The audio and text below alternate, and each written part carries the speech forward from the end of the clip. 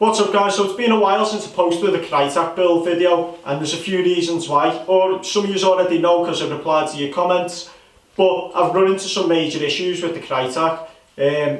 Not just my rifle, actually 3 rifles had similar issues. So let's get into the issues that I come across. So first game using it, I was shooting it down a corridor. After about 10 metres it was flying off to the right. I'm not a gun tech, I couldn't figure out why. Took it to the SWAT tech on site and then worked out that the barrel at the end, the bear, was absolutely waved off, it being milled wrong.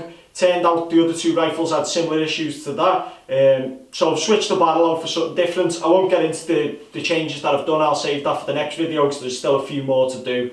But anyway, so it turned out the barrel ended up having a wave in it, which is, like I say, you don't expect when you get a gun brand new. Next thing, the receiver that I found was the pin was so hard to get in, it was ridiculous. Like, I used to have to sledgehammer it in. What I ended up doing was filing it down, so basically sanding the inside of the receiver and sanding the pin down. It's basically gone from black to silver. I'll show you the picture of it now, and basically it's still hard to get in, but I had to do that so I weren't like hitting the pin in constantly, and it was like bloody, you know, I was near enough potentially cracking the receiver by doing it from the shock that I was putting into it. But it was basically ridiculous. You might have already noticed from a few recent videos like how hard I was having to hit the pin in and out.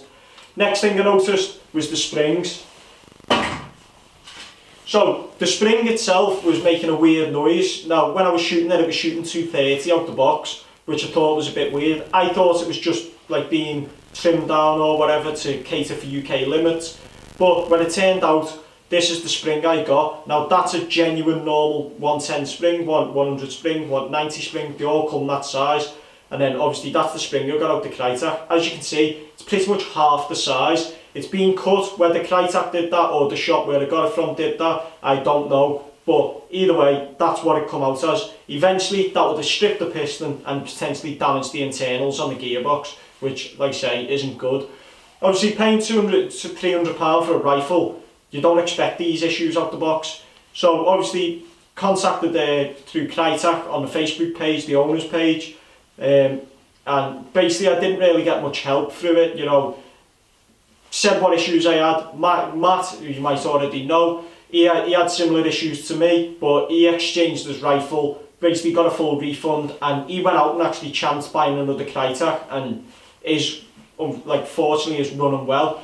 Ben, same issues similar to me, his receiver set was the same, but he put a bit of chalk on his, full hairline fracture all the way through the receiver. He's lucky enough to work in like a building room, whatever, DT room in college, so he managed to be able to find that quick. But anyway, they sent him a full receiver set out and expected him to basically fit the gearbox himself. Like I say, it's not good customer service from the company who's selling you a rifle to do that. They should have done that for you. Like I say, these are some of the issues that have come up with the Krytac, and that's why obviously you haven't seen the build for a while. There is a few changes happened. I've actually catered for some of these situations now. I've changed the barrel out, changed the spring out, and then obviously I've filed the receiver down, and then obviously I've added some new attachments which you'll see in another video. Like I say guys, obviously I wanted to get this video out there because some of you have been asking where the video's been, and I've already said to you I've had some issues with it. As always guys, if you're enjoying the build, don't forget to subscribe and like the video. As always, I'll see you in the next video.